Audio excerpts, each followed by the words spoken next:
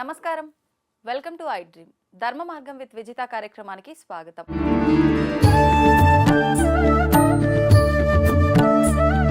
ప్రస్తుతం మనతో పాటు ఉన్నారు sun spiritual society founder, vegetable therapist Vikramaditya గారు. ఇప్పుడు వారితో మాట్లాడి మరిన్ని విషయాలు తెలుసుకుందాం. నమస్తే అండి. సూర్యసుంతల్లి. ఈ మధ్య కాలంలో చాలా మంది ఇప్పుడు కష్టకాలం నడుస్తోంది, గత కొన్ని రోజుల క్రితం వచ్చిన జల ప్రళయాలు, మొన్న రీసెంట్గా వచ్చిన భూకంపాలు, మనకు హైదరాబాద్లో కూడా భూకంపం కొన్ని సెకండ్ల పాటు వచ్చింది అని చెప్పారు. ఇవన్నీ చూడడం వల్ల ఇంకా 2025 ఇంకా క్లిష్ట పరిస్థితుల్లో ఉండబోతోంది. ఇలాంటి ప్రళయాలు ఇవి కొంత మాత్రమే, ఇంకా అతి ఎక్కువగా రాబోతున్నాయి అని చెప్పడం జరుగుతోంది. నిజంగా ఇలాంటివి వచ్చే అవకాశాలు ఉన్నాయంటారా? అయితే బ్రహ్మంగారు కాలజ్ఞానంలో కూడా చెప్పారు, ఈ కలియుగం అంతం అవబోతుంది అని అంటున్నారు. మరికొంతమంది చూస్తే ఇప్పుడు మనకు 5000 సంవత్సరాలు మాత్రమే అయింది, ఇప్పుడే అంతం అనేది లేదు అంటున్నారు. అంటే ఎలా అయిపోయిందంటే ఒక్కొక్కరు ఒక్కొక్క రకంగా చెప్పేసరికి అసలు ఏం జరుగుతుంది అనే ఒక సందేహం ప్రతి ఒక్కరిలో కూడా తలెత్తుతోంది. అసలు నిజంగా ఏం జరగబోతోందండి 2025లో? అంటే ఇప్పుడు మనం 2024లో ఉన్నాం, 2025లో అడుగు పెట్టబోతున్నాం. మనకి కలియుగం అనేది 4,32,000 సంవత్సరాలు. దీన్ని హెచ్చు చేసుకుంటూ వెళ్ళిపోతే మనం మిగతా యుగాలు అవన్నీ మనకి అప్రస్తుతం. ఇక్కడ ఏమైపోయిందంటే అమ్మా, జ్ఞానం అనేది మనకి వేదం ద్వారా వస్తుంది. ఎప్పుడైతే అది చాలా పకడ్బందీ ప్లాన్ ఇదంతా, భారతదేశాన్ని లేకపోతే భారతీయుల్ని అజ్ఞానుల్ని చెయ్యాలి, భారతదేశాన్ని దోచేయాలి అనే కుట్రలో భాగం వాళ్ళు చాలా రీసెర్చ్ చేసి వచ్చారు ఇక్కడికి భారతదేశానికి. వాళ్ళ పన్నిన పన్నాగం అంతా మనం ఎంత ఇంత కాదు, సక్సెస్ అయ్యారు ఒక రకంగా. మనం అనుకుంటాం వాళ్ళని తరివేశాం అనుకుంటాం అని, కానీ వాళ్ళు రుద్దినటువంటి ఆ రుద్దుడు, ఆ భావజాల రుద్దుడులో ఇంకా మనకి స్వాతంత్రం రాలే. స్వాతంత్రం ఎప్పుడు వస్తుంది అంటే, మీ పిల్లలకి మీరు ఫ్రీడమ్ ఎప్పుడు ఇచ్చారు? వాళ్ళకంటూ వాళ్ళు అన్ని పనులు ఆలోచించి చక్కగా చేసుకుంటున్నారు అనిపించినప్పుడు ఇస్తాం. అంటే జ్ఞానం వస్తే ఫ్రీడమ్ వస్తుంది. ఇప్పుడు మనం జ్ఞానంలో ఉన్నామా అజ్ఞానంలో ఉన్నామా? అటు ఇటుగా అన్నట్టుగా ఉన్నాం. అంటే జ్ఞానం రానట్టే, అంటే మనకి ఫ్రీడమ్ రానట్టే. వాళ్ళు ఏదైతే చేశారో అక్కడే ఉండిపోయారు. వాళ్ళు వెళ్తూ వెళ్తూ ఏం చేశారు, ఎక్కడైతే వేద భాండాగారాలు ఉన్నాయో, తక్షశిల, నలంద, వీటిలో ఉన్నటువంటి తాళపత్ర గ్రంథాలని తగలబెట్టేశారు. అలాగే గురుకుల విద్యానికేతనాన్ని తీసేసి ఈ వెస్ట్రన్ ఎడ్యుకేషన్ ఎంటర్ చేశారు. అవును, ఇది చాలు మన మెదడులో తొలిచేయడానికి. ఇప్పుడు మన పిల్లలు చదివే చదువులు రేపొద్దుట వాళ్ళు చేసే ఉద్యోగాలకి మనకు వస్తున్నాయి లేదు, సంబంధం లేకుండా ఉన్నాయి ఉద్యోగాలకి, చదువులకి.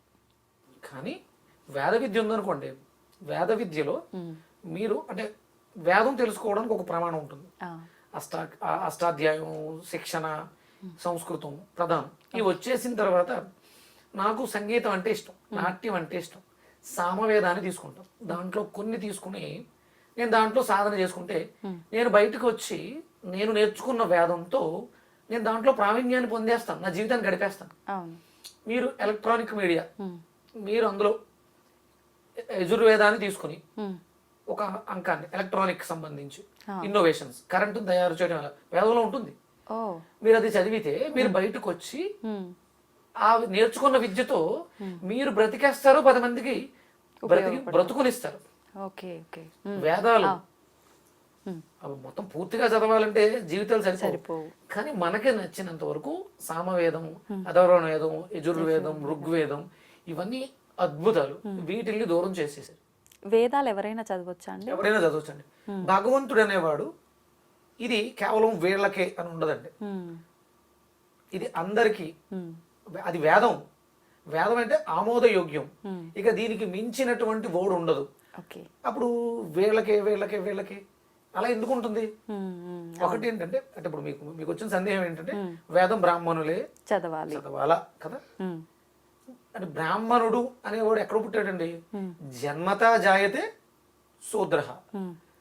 ఇక తను చేసే పనులను బట్టి ఇప్పుడు నేను సంధ్యావందనం చేస్తానమ్మా, నేను జంజం వేసుకున్నానమ్మా, నేను బ్రాహ్మణ ఇంట్లో పుట్టా, నేను సంధ్యావందనం చేయను, మంత్రాలు చదవను, సూర్య నమస్కారాలు చేయను, నేను బ్రాహ్మణుడు అయితే ఏంటి గొప్ప?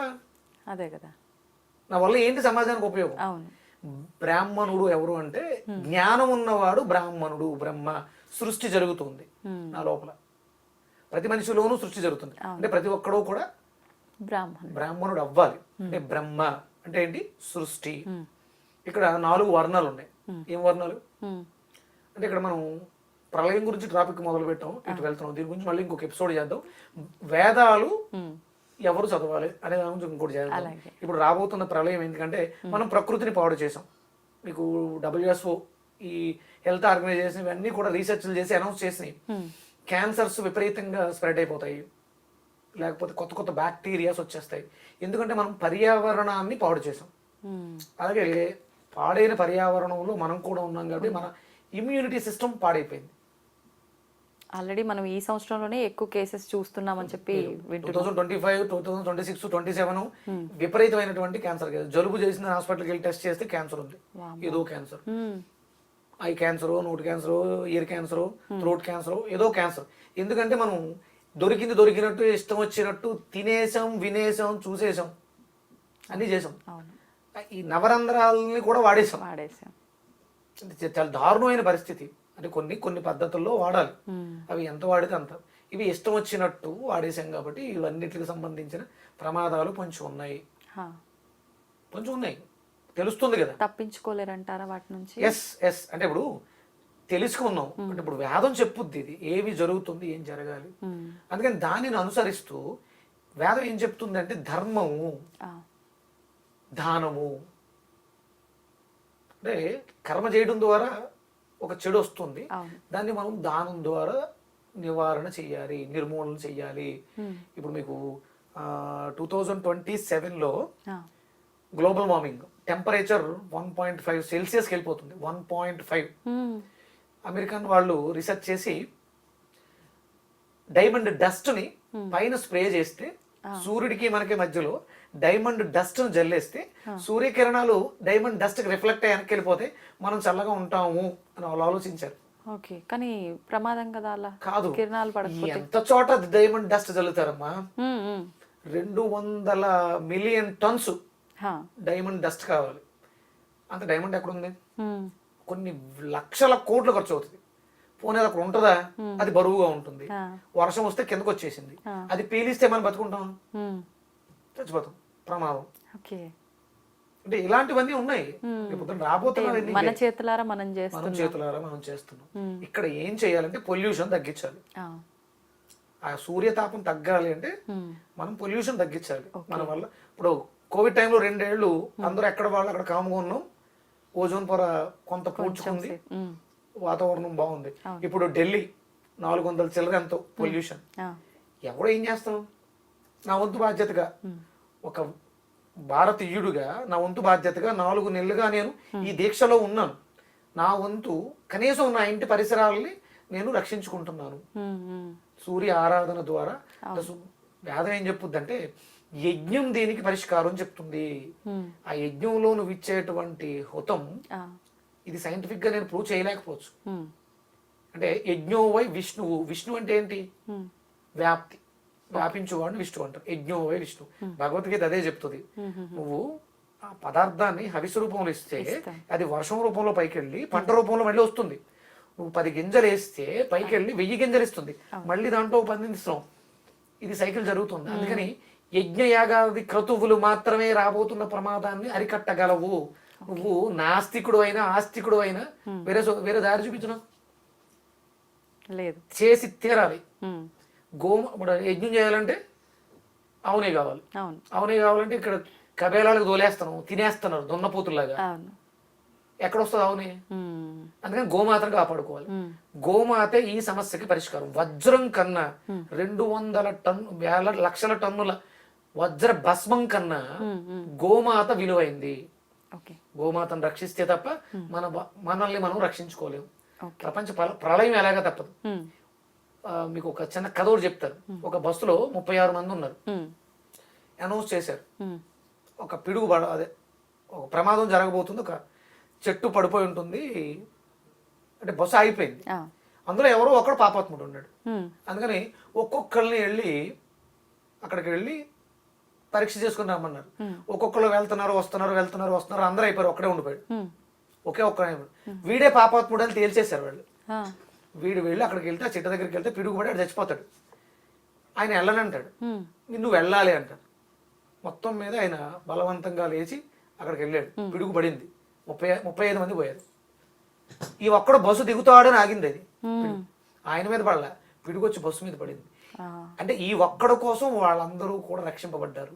అంటే గోమాతని మనం రక్షిస్తే మనం అందరూ రక్షించబడ్డాం. అంటే ఒక నాకు కర్మ ఏంటంటే అష్టాదశ పురాణాల్లో ప్రపంచ వినాశనం జరుగుతున్న భారతదేశం రక్షింపబడుతుంది, భారతదేశంలో తెలుగు వాళ్ళు రక్షింపబడతారని రాస్తుందన్న. ఎందుకంటే కొంచెం భయం, కొంచెం భక్తి, ఏదైనా విషయం తెలుసుకుంటే దాని మీద కొంచెం శ్రద్ధ తెలుగు వాళ్ళు పెడతారు. ఈ శ్రద్ధ అంటే మిగతా వీడియోస్ అంటే మన అదృష్టం ఏంటంటే ఒక చాగంటి కోటేశ్వరరావు గారు, ఒక సామవేద షణ్ముఖ శర్మ గారు, ఒక గరికపాటి గారు, ఇలాంటి వాళ్ళ ప్రవచనాలు మనల్ని ఎంతో కొంత ఉత్తేజితం చేస్తున్నాయి. కాబట్టి అందులో రాసుంది తెలుగు వాళ్ళు రక్షింపబడతారు ప్రమాదాల నుంచి అని.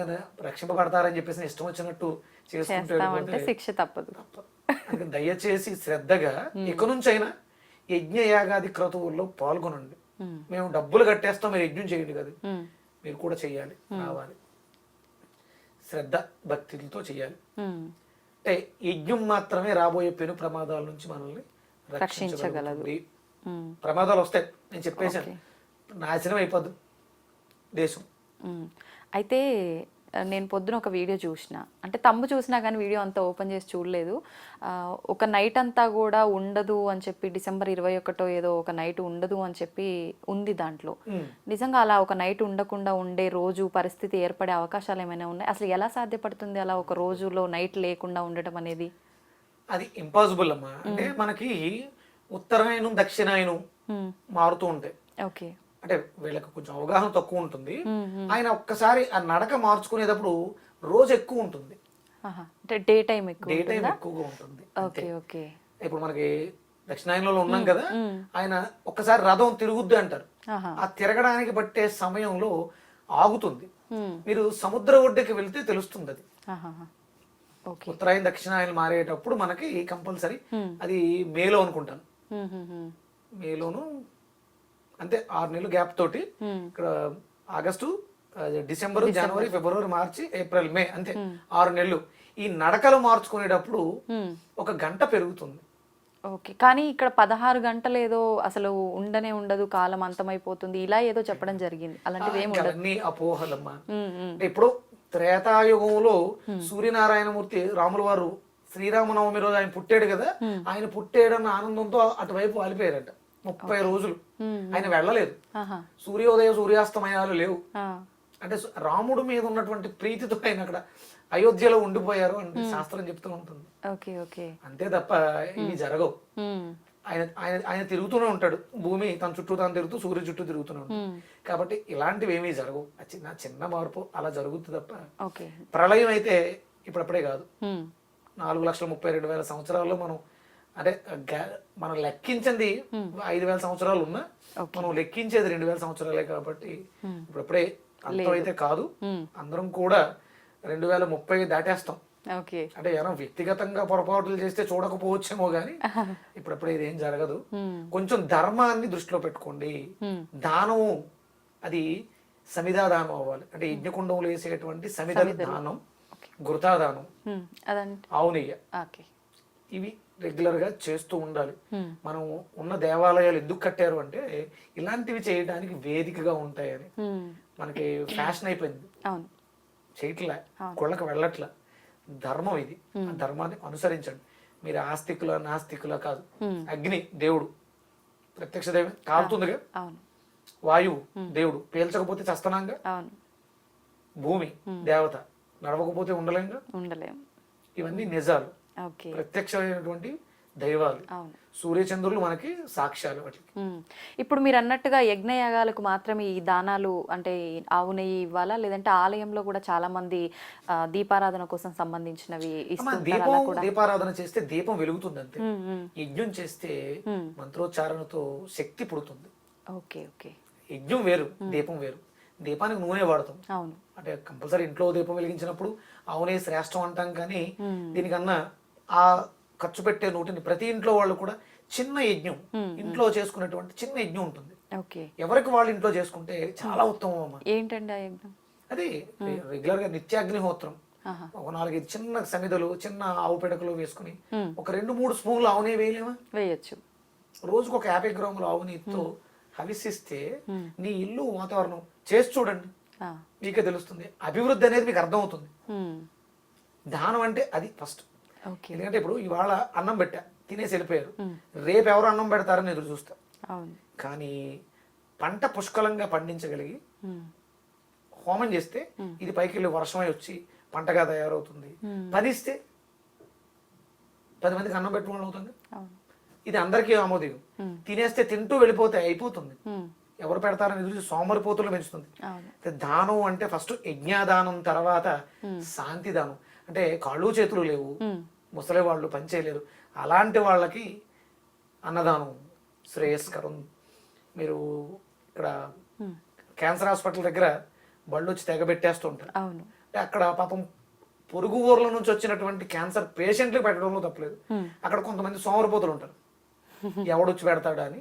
అక్కడ తినేయడం, అక్కడే ఉండడం, అక్కడే సొట్లో వేళ్ళు సిగరెట్లు తాగడం, మందు తాగడం అన్ని చేసి అక్కడే ఉంటారు. సోమరిపోతులు పెంచుతారు ఆహారం కోసమే.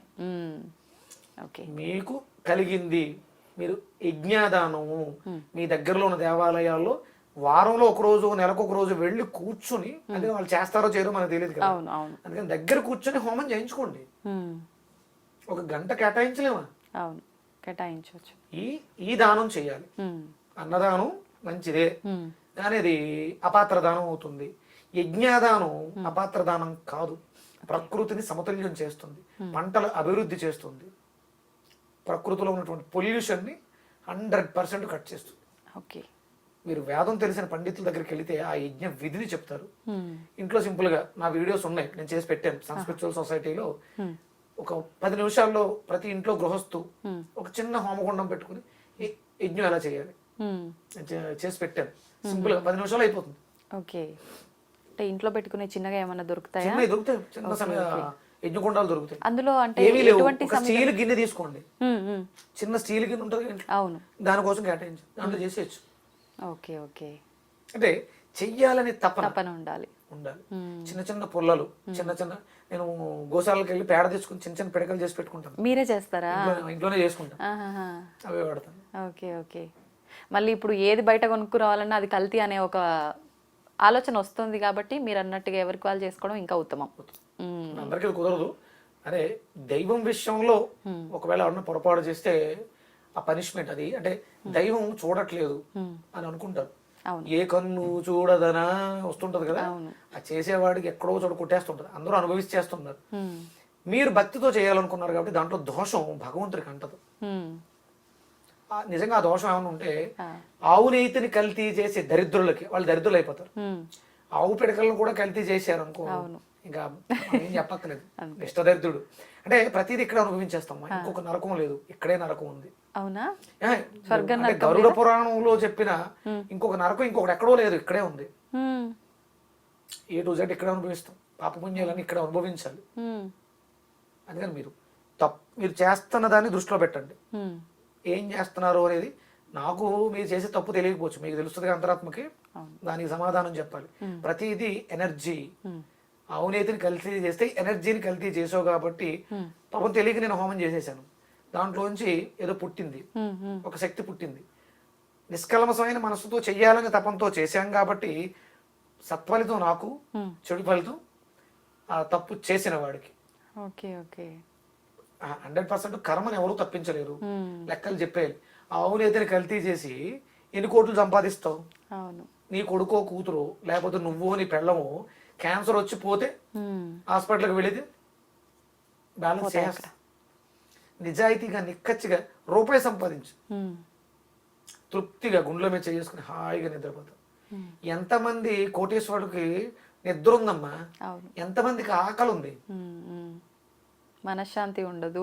ఉపయోగించి ఈ విషయాల్లో కల్తీ ఎవరిని చేసేస్తున్నాం? కల్తీ నిన్ను నువ్వు కల్తీ చేసుకుని, నీ మా ఆత్మసాక్షి నిన్ను నువ్వు మోసం చేసుకుని అనారోగ్యంతో జీవిస్తున్నావు, హ్యాపీగా లేరు. గుండెల మీద చేసుకుని చెప్పు, ఇది జరుగుతుంది. ఇక్కడ చూస్తాం రాబోయే 25, 26, 27లో ఇవే జరుగుతాయి. ఎవరైతే దుర్మార్గులు ఉన్నారో, పాపాత్ములు ఉన్నారో 2 సంవత్సరాలు ఉంటాయా ఇబ్బందులు? 25, 26, 27, 3 సంవత్సరాలు 3 ఉంటాయా? సంవత్సరాలు 27, 28. ఆహా. అంటే 27 చాలా ప్రమాదకరంగా ఉంటుంది. 28 చూస్తామో చూడడం అనేది చూడాలి. 1.5 సెల్సియస్ ఉమ్, ఉమ్. అంటే మరి వేడి తీవ్రత ఏ రకంగా ఉంటుంది అనేది చూడాలి. సైంటిస్టులు వాళ్ళ ప్రయత్నాలు వాళ్ళు చేస్తున్నారు. చూద్దాం ఏం జరుగుతుంది. మీరు అన్నట్టుగా మనం ఈ ధైర్యంతో ఉందాంలేండి, మనం రక్షించుకుందాము, మనం రక్షింపబడదాం. నా వంతుగా నేను 4 నెలలుగా చేస్తున్నాను. రేపు మాఘమాసంలో మహాసౌరయాగం పెద్దగా చేయాలనుకుంటున్నాను. దీన్ని దృష్టిలో పెట్టుకుని నాకు కొంతమంది సహకరిస్తున్నారు. మనం ఉన్నంత వరకు జూబ్లీ హిల్స్, అంటే నేను ఈ ఏరియాలో ఉన్నాను కాబట్టి జూబ్లీ హిల్స్, బంజారా హిల్స్, ఈ పరిసర ప్రాంతాలు నా వరకు నాకు ఓపిక ఉన్నంత వరకు నేను చేసి రక్షించడానికి ప్రయత్నం చేస్తాను. భగవంతుడు నాకు ఆ శక్తిని ఇచ్చాడు కాబట్టి. నాకు అంటే కొంతమంది ఉన్నారు, నాకు ఫ్రెండ్స్ ఓమిని హాస్పిటల్స్ అని హాస్పిటల్స్ వాళ్ళు ఉన్నారు, సపోర్ట్ చేస్తున్నారు. నేను చెప్తే చేయిస్తారు వాళ్ళు, కార్యక్రమాలు జరుగుతున్నాయి. నేను ఓమిని హాస్పిటల్స్ లో మహాసౌరయాగం చేయించాను. అంటే కనీసం అక్కడ ఉన్న పేషెంట్స్ బాగుంటారు. ఇలా నాకు తెలిసిన వాళ్ళు రీసెంట్ గా ఎవరో కొల్లూరులో ఒక విళ్ళ శంకుస్థాపనకి హోమం చేయించి శంకుస్థాపన చేశారు. ఆ వాతావరణం అంతా ప్లెజెంట్ గా అయిపోయింది. మామూలుగా గృహప్రవేశం అప్పుడు చేసుకుంటారు కదా, మీరు ముందుగానే చేయించారా? చెయ్యాలమ్మా, చాలా జీవరాశి పోయి తవ్వితే మనం కన్స్ట్రక్షన్ చేసేటప్పుడు చాలా చేసేస్తాం. అందుకని ముందుగా దానికి మళ్ళీ శాంతి ప్రక్షాళన కింద హోమం చేయించి శంకుస్థాపన చేయించాం. ఇలా నాకు అవకాశం ఉన్నంత వరకు రేపు నేను కళ్యాణం చేయిస్తున్నాను. సాయి గారు అని నా ఫాలోవరు, వాళ్ళ ఇల్లు నేనే కట్టించాను, అప్పుడు కూడా చేయించాను. ఆయన చాలా హ్యాపీగా ఉంటాడు. ఆ ఇంట్లో ఆ బయట మీకు ఎలివేషన్ లో 7 గుర్రాలు రథం ఎక్కిన సూర్యుడు వస్తూ ఉన్నట్టు ఉంటుంది. అంటే అంత మళ్ళీ మనం అందరం కూడా అంటే ఒకటే, ఏదైనా వస్తుంది అంటే సూర్యుడిని మనం పాడు చేస్తున్నాం కాబట్టి వస్తుంది. మళ్ళీ ఆయన్ని వేడుకుంటే పోతుంది. అవును, వేడుకోవాలి. మన ప్రయత్నం మనం పాడు చేయకుండా మంచిగా ఉండేటట్టుగా చూసుకోవడానికి ప్రయత్నం చేయాలి అందరూ కూడా. మీ తపన నాకు అర్థమైంది. ఈ ఇంటర్వ్యూ మీరు ఇంతకుముందు వేరే ఆయనతో పెద్ద ఆయనతో చేయడం చూశాను నేను. అవును, అంటే సమస్య ఉంది, పరిష్కారం ఏంటంటే యజ్ఞమే. మనకున్నటువంటి అష్టాదశ శక్తి పీఠాలలో హోమగుండాలు ఉంటాయి, వెళ్ళండి, చేయించండి. మీకు కొట్టప్పకొండ ప్రతి గురువారం అక్కడ హోమం చేస్తారు, అక్కడికి వెళ్ళి పార్టిసిపేట్ చేయండి. మన దేవాలయాలు ప్రతి దేవాలయంలోనూ గణపతి హోమం ప్రతిరోజు జరగాలి, జరగట్లేదు. అవి ఎవరో ఒకళ్ళు భాగస్వాములు రోజుకొక అంటే నెలలో ఒక్కళ్ళు పార్టిసిపేట్ చేస్తే 300 మంది ఉన్నాం కదా. యజ్ఞ యాగాది క్రతువులు మాత్రమే అంటే ఒరిజినల్గా ఇవి రాజులు చెయ్యాలి. రాజ్యం సుభిక్షంగా ఉండాలంటే రాజులు యజ్ఞయాగాది క్రతువులు దానాలు చేసేయడం కాదు, వరాలు నీకు 10,000 ఆ ఫండు ఈ ఫండు ఇవ్వడం కాదు. యజ్ఞం చేస్తే పుష్కలమైనటువంటి పంటలు, పుష్కలమైనటువంటి వర్షాలు, అకాల వర్షాలు రావు, ప్రకృతి వైపరీత్యాలు రావు. ఇది చేయడం ద్వారా నువ్వు ఎన్ని డబ్బులు ఇస్తే కాపాడగలుగుతావు వరదల నుంచి. వరద రాకుండా ప్రికాషన్ ఏంటి అంటే వేడుకోవటం. అంటే ప్రపంచానికి ప్రళయాలు వస్తున్నాయి, దుబాయ్ భారతదేశం అంత రాలే. ఇక్కడ ఎంతో కొంత పుణ్యం ఎంతో కొంత చేస్తున్నాం మనం, అవి కాపాడుతున్నాయి. అది ఇంకొంచెం బాగా చేస్తే. మీ ఇంటర్వ్యూ చూసిన తర్వాత నేను మీతో సమస్య ఇదే, దాని పరిష్కారం ఏంటంటే ధర్మము. ఏంటి ధర్మం అంటే దానము. ఆ దానం ఏంటి అంటే సమిధాదానం, వృథాదానం. గోమాతను రక్షించుకోవటమే మార్గం. భారతదేశానికి స్వతంత్రం వచ్చే పూర్వం ఎన్ని ఉండేవనుకో తెలుసు గోవులు? 140 కోట్లు. అప్పుడు మనకి జనాభా 30 కోట్లే. 30 కోట్ల జనాభాకి 140 కోట్లు. ఇప్పుడు 140 కోట్ల జనాభా. గోమాతలు ఎన్ని ఉన్నాయి? మొన్న సర్వే చేయించారు, 17 కోట్లు అంటాం. ఎంత దౌర్భాగ్యం! దరిద్రం అయ్యి గోమాతల్ని కబేళాలకు తరలిస్తుంటే చూస్తూ మన అమ్మాయి ఎవరో యుద్ధం చేసింది, బంగారపు గుడ్డు పెడుతున్నారు, బాతును కోసినట్టే దరిద్రులు గోవు మంచిది తినేస్తున్నారు. మనం ఏం చేస్తున్నాం? తప్ప ఆడిదా కాదు, మంది అమ్ముతున్నాంగా. మనం అమ్మకపోతే కొనలేడు కదమ్మా, వాడు తినేస్తాడు అంటున్నాం. అమ్మేది ఎవడు? రైతేగా. ఆపండి. ఇప్పుడు వ్యవసాయదారులు ఆత్మహత్యలు ఎందుకు చేసుకుంటున్నారు? పంటలు సరిగా పండక. ఎందుకు పండట్లేదు? వ్యవసాయంలో పూర్వం ఎద్దులు వ్యవసాయం చేసేవి, గోధూళి పంట పొలాల్లో ఉండేదమ్మా. అందుకని అమ్మ గోమాత భూమాత పరవశించేది, గోవు నడిచిన ప్రాంతం కాబట్టి పంటలు పండేవి. నువ్వు ఎరువులు వేస్తున్నావు, గోమాతను తీసి ట్రాక్టర్లో పెట్టావు. అవును పాలేకర్ గారు, విజయ్ కుమార్ గారు వీళ్ళు చేసేది అదే కదా. అవును అవును. వాళ్ళకి సక్సెస్ అవుతుంది, మీరు ఇంకా అడుక్కు తింటున్నారు, అప్పులు చేసుకుంటున్నారంటే కారణం ఉమ్, ఎక్కడుందమ్మా? పాడి పాడి పంట రెండు కలిసి ఉంటేనే బాగుంటుంది. ఉమ్, అంటే మనకు ప్రకృతి వికృతి లాగా అవును. మైనస్ ప్లస్ ఉంటేనే లైట్ వెలిగినట్టు ఉమ్, మీకు పంట బాగుండాలంటే పాడి ఉండాలి. ఉండాల్సిందే. వ్యవసాయదారుడు ప్రతి ఇంట్లోనూ గోమాత ఉండి తీరాలి. ఉమ్, రాబోయే ప్రళయాలను ఆపాలనుకుంటున్నారా? గోమాతను రక్షించండి, అమ్మ చూసుకుంటుంది. ఓకే, ధన్యవాదాలండి, చాలా మంచి విషయాలు తెలియజేశారు. Suryasmriti, thank you.